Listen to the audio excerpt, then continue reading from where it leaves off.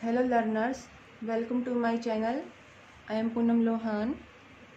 अगर आप मेरे चैनल पर नए हैं या फिर मेरी वीडियोस को पहली बार देख रहे हैं तो प्लीज़ मेरे चैनल को सब्सक्राइब करें, वीडियोस को लाइक करें, कमेंट करें, शेयर करें और साथ ही बेल आइकन को प्रेस करें, क्योंकि जैसे ही मेरा पीजी का सिलेबस कंप्लीट हो जाएगा उसके बाद मैं 3 सीरीज़ शुरू करूँगी, जिसमें पहली सीरीज़ होगी आपकी complete course of PGT estate psychology. Second series होगी आपकी complete course of pedagogy and third series है complete course of research methods. जो ये आपका रिसर्च मेथड है ये आपके नेट के लेवल के अकॉर्डिंग होगा, तो प्लीज़ बेल आइकन को आप प्रेस करें ताकि जब भी मैं ये कोर्स शुरू करूँ आपके पास नोटिफिकेशन पहुँच जाए। तो आज का जो टॉपिक हमारा वो है फिजियोलॉजिकल साइकोलॉजी।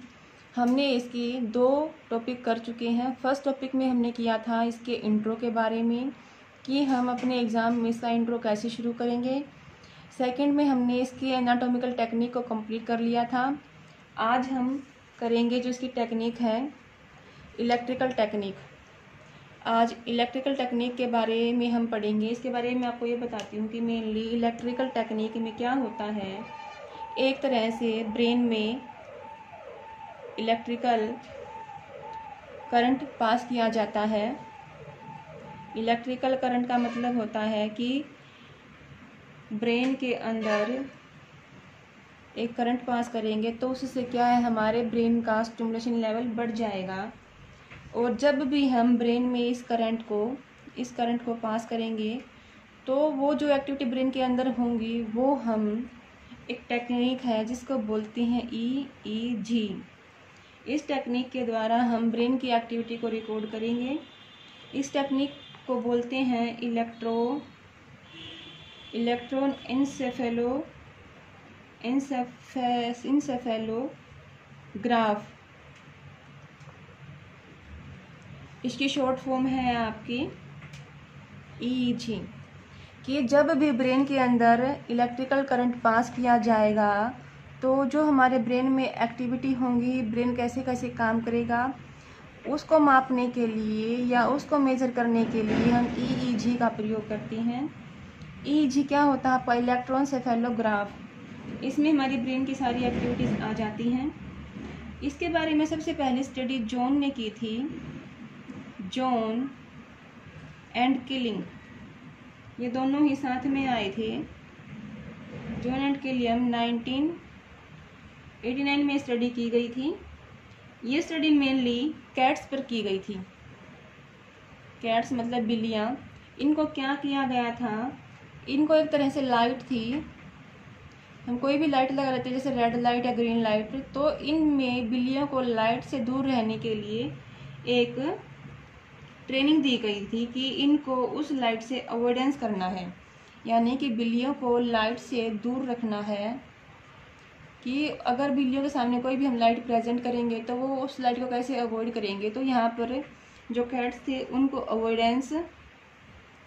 उनको अवॉइडेंस रिस्पॉन्स करना सिखाया गया था कि जब भी बिल्लियों के सामने ऐसी ही कोई लाइट आएगी तो वे उस लाइट से दूर कैसे होंगी। तो इस टेक्निक को क्या बोला गया है? एविडेंस रिस्पॉन्स बोला गया है। और इसमें क्या किया गया था, कैट्स को एक ट्रेनिंग दी गई थी जिसमें उसको लाइट से दूर रहना मतलब उसको अवॉइड करना है लाइट को।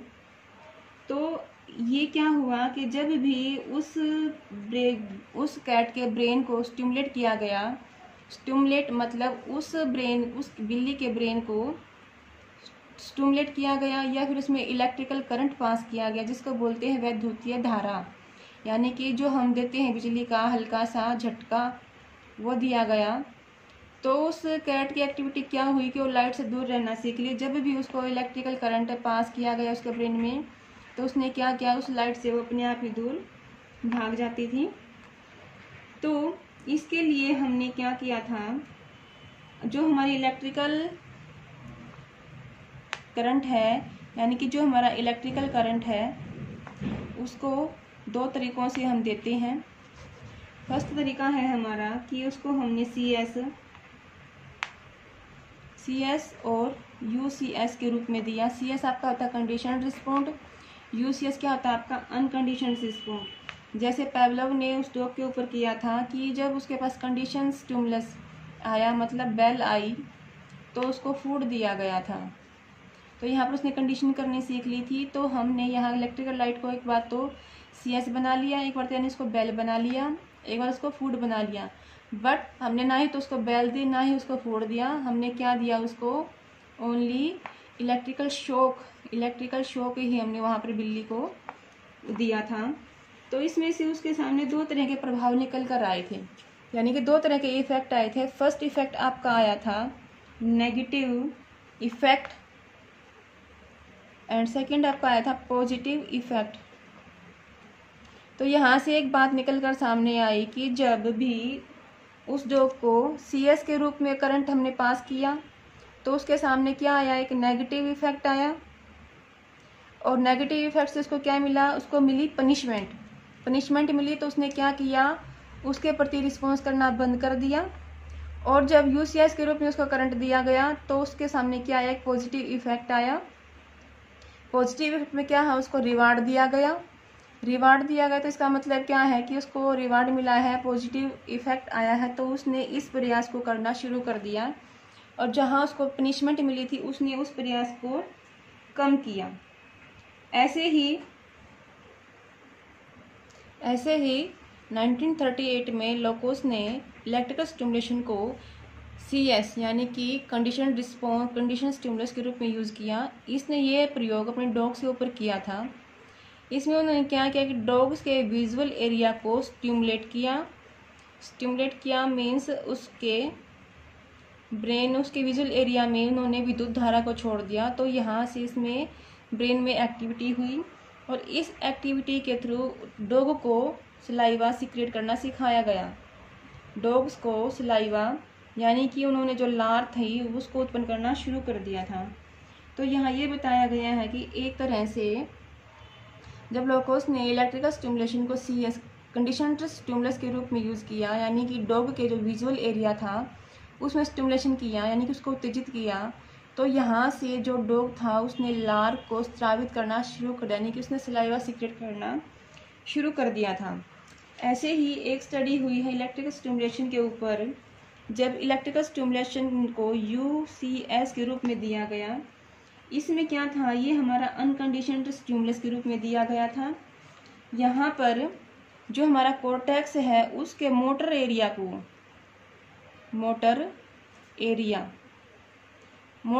को क्या किया गया, स्टिमुलेट किया गया, यानी कि उसको स्टिमुलेशन किया।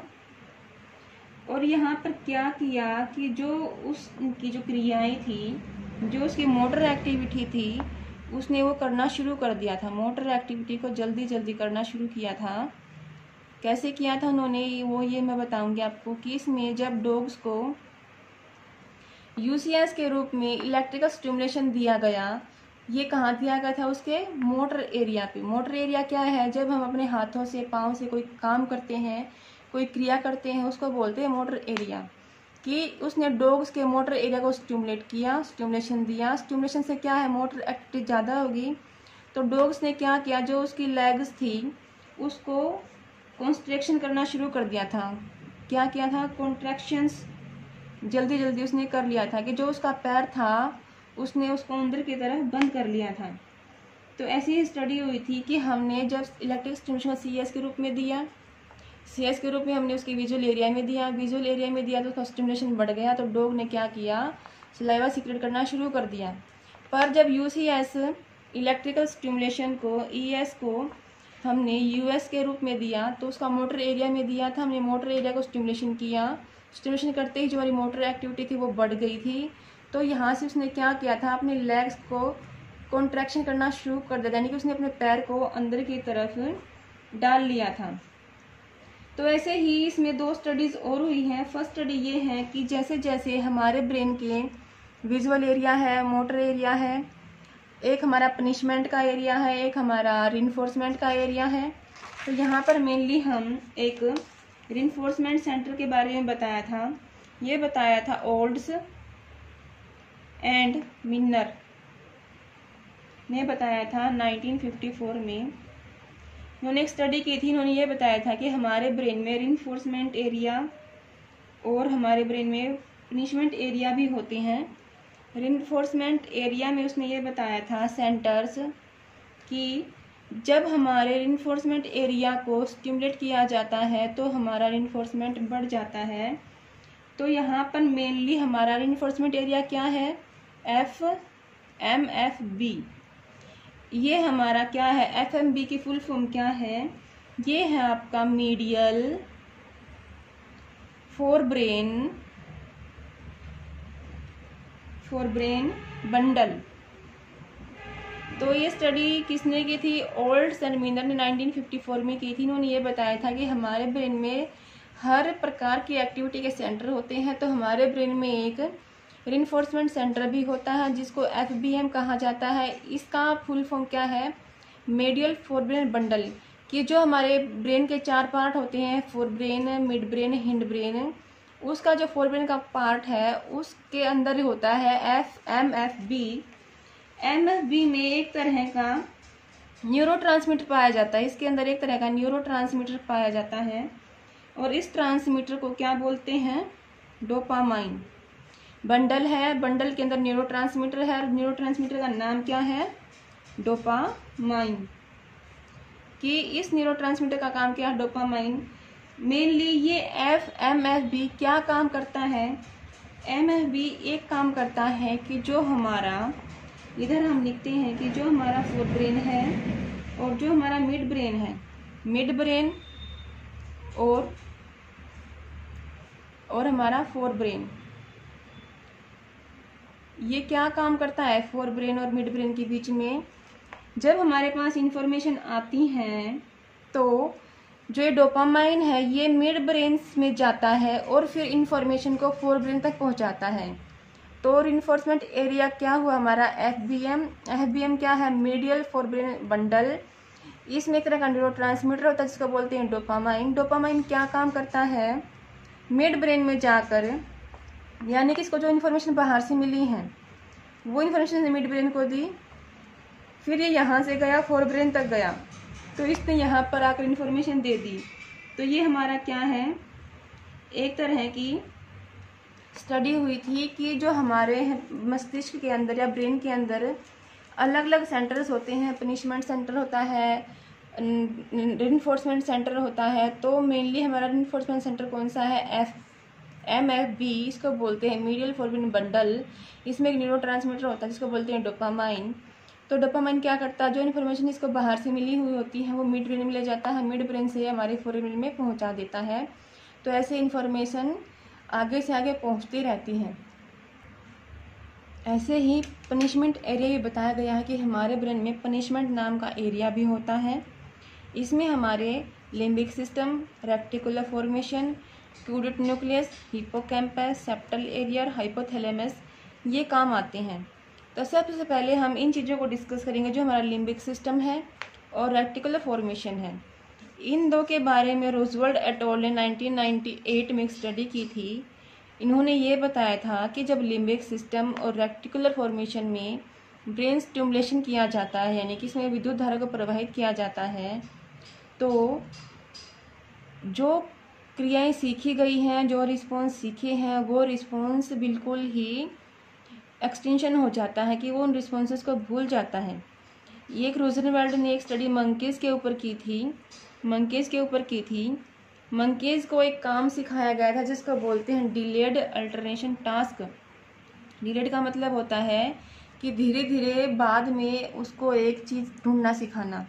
मैं बताती हूँ कि मेनली ये डिलेड अल्टरनेशन टास्क क्या होता है। यहाँ पर मंकीज़ को भोजन ढूंढना सिखाया गया था कि उसको स्टेप बाय स्टेप, यानी कि 1 कप यहाँ रख दिया, 1 कप यहाँ रखा, 1 कप यहाँ रखा और तीनों कप्स में उसने भोजन डाल दिया। पहले मंकीज़ ने पहले कप में आकर देखा, भोजन मिला, उसने उसको ढूंढ लिया, फिर उसने क्या किया, रेस्ट किया और नेक्स्ट की तरफ गया ही नहीं। फिर जैसे उसको भूख लगी तो उसने उस कप में भोजन नहीं मिला, तब वो इस यहाँ वाले जो कप था उसके पास आया तो उसने वहाँ से भोजन लिया। यानी कि यहाँ मंकीज़ को डिलेड, यानी कि इस काम में थोड़ा सा विलंब करना सिखाया गया था। बट जब उसके पनिशमेंट एरिया की खोज की गई थी, जहाँ पर लिम्बिक सिस्टम और रेक्टिकुलर फॉर्मेशन को पाया गया था, जब इनको स्टिमुलेट किया गया तो मंकीज़ ने जो ये काम सीखा था डिलेड अल्टरेशन टास्क, इसको वो भूल गए थे। उसके बाद एक स्टडी क्यूडेट न्यूक्लियस के ऊपर हुई थी। क्यूडेट न्यूक्लियस को अगर हम स्टिमुलेट करते हैं तो क्या होता है, विजुअल डिफरेंस हम करना छोड़ देते हैं। यह स्टडी बिल्लीज के ऊपर की गई थी कि जब उन्होंने बिल्ली के यानी कि कैट के क्यूडेट न्यूक्लियस एरिया को स्टिमुलेट किया तो विजुअल डिफरेंस करना वो भूल गई थी। इसके साथ ही मेनली हिप्पोकैम्पस, सेप्टल एरिया और हाइपोथैलेमस, इन तीनों का भी बहुत ही मेन रोल होता है। ये तीनों ही क्या करते हैं कि जब बिल्ली को एक पजल में डाला गया था और उस बिल्ली ने उस लीवर को दबाकर भोजन प्राप्त करना सीख लिया था, जब उस बिल्ली के हिप्पोकैम्पस, सेप्टल एरिया और हाइपोथैलेमस को स्टिमुलेट किया गया था, इन तीनों एरियाज को स्टिमुलेट किया गया था, जो लीवर दबाने की प्रोसेस थी, प्रक्रिया थी, वो उसको बिल्ली भूल गई थी कि उसको पता ही नहीं चला था कि उसने वो लीवर प्रेस करना है या नहीं करना।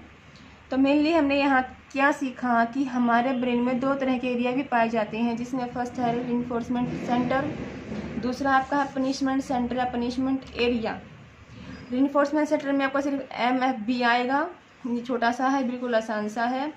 ये हमारे ब्रेन का एक बंडल होता है जिसमें न्यूरोट्रांसमीटर नाम का डोपामाइन पाया जाता है। डोपामाइन क्या करता है, जो बाहर से इन्फॉर्मेशन मिली है वो मिड ब्रेन तक पहुंचाएगा और मिड ब्रेन हमारा फोर ब्रेन तक पहुंचाएगा। ये इतना काम है इसका रिइंफोर्समेंट सेंटर का। फिर हमारा पनिशमेंट सेंटर आता है, इसमें लिम्बिक सिस्टम रेक्टिकुलर फॉर्मेशन के बारे में रोजलवेल्ड एट अल ने 1998 में स्टडी की थी। इन्होंने ये बताया था कि जब मंकीज़ के इन दोनों पार्ट को स्टिमुलेट किया जाता है तो मंकीज़ ने डिलेड अल्टरनेशन टास्क को करना छोड़ दिया था, वो उस टास्क को करना भूल गए थे। उसके बाद क्यूडेट न्यूक्लियस आता है कि जब बिल्ली के क्यूडेट न्यूक्लियस एरिया को स्टिमुलेट किया गया तो विजुअल डिफरेंस करना वो बिल्ली भूल गई थी।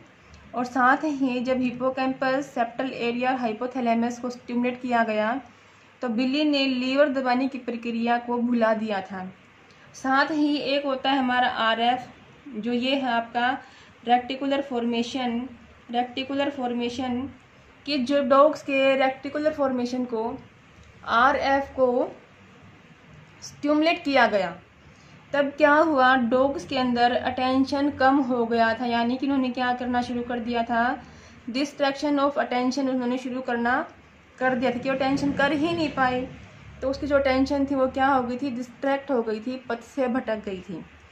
तो इतना आपको करवाया गया है। अब इसमें हम ये बताते हैं कि मेनली जो हमने इलेक्ट्रिकल स्टिमुलेशन किया है, कुछ इसकी कैरेक्टरिस्टिक्स भी होती हैं, उसके बारे में मैं अब बताऊंगी। इसमें आपको क्या बताया गया है कि मेनली जो इसकी कैरेक्टरिस्टिक्स होती हैं, एक तो विशेषता इसकी ये होती है, यानी कि विशेषताएं, जो हमारा इलेक्ट्रिकल स्टिमुलेशन हमने किया है उसकी कुछ विशेषताएं होती हैं। इसमें पहली विशेषता ये है कि इसमें जब उसको स्टिमुलेट कर दिया जाता है तो वो रिइंफोर्सर के रूप में काम करता है। रिइंफोर्सर क्या करता है, वो बिल्कुल नहीं रुकता, इसमें डीपर वर्जन की उसको लर्निंग नहीं दी जाती, यानी कि जब जब हम स्टिमुलेट करेंगे तो वो क्या करेगा, उस क्रिया को दोहराता चला जाएगा और इसके अंदर डिप्रिवेंशन की हमें आवश्यकता ही नहीं पड़ेगी कि उसको डिप्रिवेंशन यानी कि उस क्रिया से उसको दूर करना है। सेकंड कैरेक्टरिस्टिक्स इसमें क्या है कि सेटिस्फैक्शन का मतलब ये है कि जब नॉर्मली किसी ह्यूमन बीइंग को या किसी एनिमल को भूख लगती है या उसको प्यास लगती है तो वो अपनी एक क्वांटिटी में खाना खाता है, एक क्वांटिटी में ही पानी पीता है, तो उसको सेटिस्फैक्शन हो जाती है। लेकिन ब्रेन स्टिमुलेशन में क्या होता है कि उसको अगर स्टिमुलेट कर दिया तो वो कितना ही भोजन खा ले, कितना ही उसको फूड दे दें और कितना ही उसको वाटर दे दें, वो खाता चला जाएगा, पीता चले जाएगा, क्योंकि इसमें उसको डिससेटिस्फैक्शन होता ही नहीं। अगर मान लो उस एनिमल के ब्रेन को अगर स्टिमुलेशन करना बंद कर दिया है तो वो बिल्कुल ही नहीं खाएगा, बिल्कुल छोड़ देगा। तो कैरेक्टरिस्टिक्स हैं कि इसमें रिइंफोर्सर बार बार देने की आवश्यकता नहीं पड़ती, क्योंकि इसमें रिइंफोर्सर एक बार दिया जाता है तो वो लगातार चलते रहता है। सेटिस्फैक्शन कभी पूरा उसका होता ही नहीं है, क्योंकि उसको भोजन मिलता रहता है, वो हमेशा खाता रहता है, हमेशा पानी पीता रहता है। और तीसरी कैरेक्टरिस्टिक्स इसमें ये है कि ब्रेन स्टिमुलेशन से जो उसके अंदर ड्राइव उत्पन्न होती है, यानी कि उसको भूख लगी, वो जो ड्राइव है उसको पूरा करने के लिए वो क्या करेगा, ड्राइव बहुत तेज हो जाएगी। नॉर्मली जैसे हमें भूख लगती है तो हमें धीरे धीरे हल्का लेवल क्रॉस करके ही भूख लगती है, बट जब उसको स्टिमुलेट कर दिया जाता है तो उसकी ड्राइव इतनी बढ़ जाती है कि नॉर्मल ड्राइव से उसकी ड्राइव अलग हो जाती है। और इसके बाद फोर्थ पॉइंट ये है कि इसमें रिस्पॉन्स जो वो करेगा बंदा, उसका जो लेवल है बिल्कुल हाई होता है। इसमें रिस्पॉन्स करने की एक्टिविटी बहुत तेज गति से होती है, वह बहुत तेज गति से ही रिस्पॉन्स करता है। मान लो हमने उसको स्टिमुलेट करना बंद कर दिया, तो स्टिमुलेट करते ही मान लो हमने अब बंद किया है तो अभी के अभी उसमें एक्सटेंशन हो जाएगा, यानी कि वो जो उसको रिन्फोर्स रिस्पॉन्स कर रहा था वो उसके रिस्पॉन्स में उसी टाइम क्या होएगी, रुकावट आ जाएगी, वो आगे उसमें रिस्पॉन्स करेगा ही नहीं।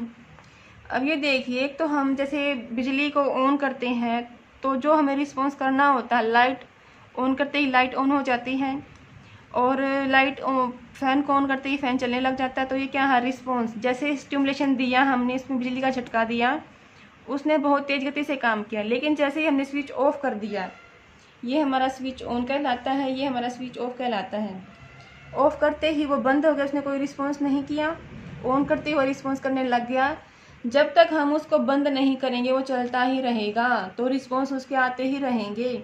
बट जब हम उसको बंद कर देंगे तो हमारे रिस्पॉन्स आने एकदम से ही बंद हो जाएंगे। तो ये कैरेक्टरिस्टिक्स है brain stimulation, sorry electrical stimulation की, कि जब हम स्टिमुलेशन देते हैं तो रिस्पॉन्स हमारे बढ़ जाते हैं। तो साथ ही इसमें एक और बात बताई गई है कि ये कैरेक्टरिस्टिक्स है, जैसे ही हमने उसको रिइंफोर्स किया, यानी कि जो उसके रिइंफोर्स थे और जो उसके रिस्पॉन्स थे, रिइंफोर्स और जो उसका रिस्पॉन्स है, कि जैसे ही हमने उसको ऑन किया उसने रिस्पॉन्स देने शुरू कर दिए। अगर मान लो इन दोनों के बीच में अगर 15 सेकंड की भी अगर कमी हो जाती है तो कोई रिस्पॉन्स वो नहीं करेगा। समझे कि रिइंफोर्सर और रिस्पॉन्स में क्या रिलेशनशिप है। अगर रिस्पॉन्सर हमने दिया और उसमें 15 सेकंड उसमें लगा दिए, कोई रिस्पॉन्स नहीं आया, तो वो क्या है, कोई फ़ायदा नहीं है, उसने ये काम नहीं करेगा। अगर हमें उससे साथ रिस्पॉन्स करवानी है तो 15 सेकंड से कम टाइम्स के बीच में रखना पड़ेगा। तो आई थिंक आप लोगों को इलेक्ट्रिकल मेथड समझ में आ गया होगा। ये जो आपका फिजियोलॉजिकल साइकोलॉजी का जो आपका टॉपिक है, neuro physiological evidence based upon learning, वो उसमें आपको करना है। तो फर्स्ट मेथड हमारा हो चुका है इससे पहले वाली वीडियो में, जिसमें हमने एनाटॉमिकल मेथड करवाया है। सेकंड वीडियो में हमने इलेक्ट्रिकल मेथड करवाया है, और ऐसे ही हमारी एक वीडियो और आएगी जिसमें हम थर्ड मेथड केमिकल मेथड को भी डिस्कस करेंगे। तो तब तक के लिए आप इस वीडियो को देखें और stay home, stay healthy and stay safe. Thank you.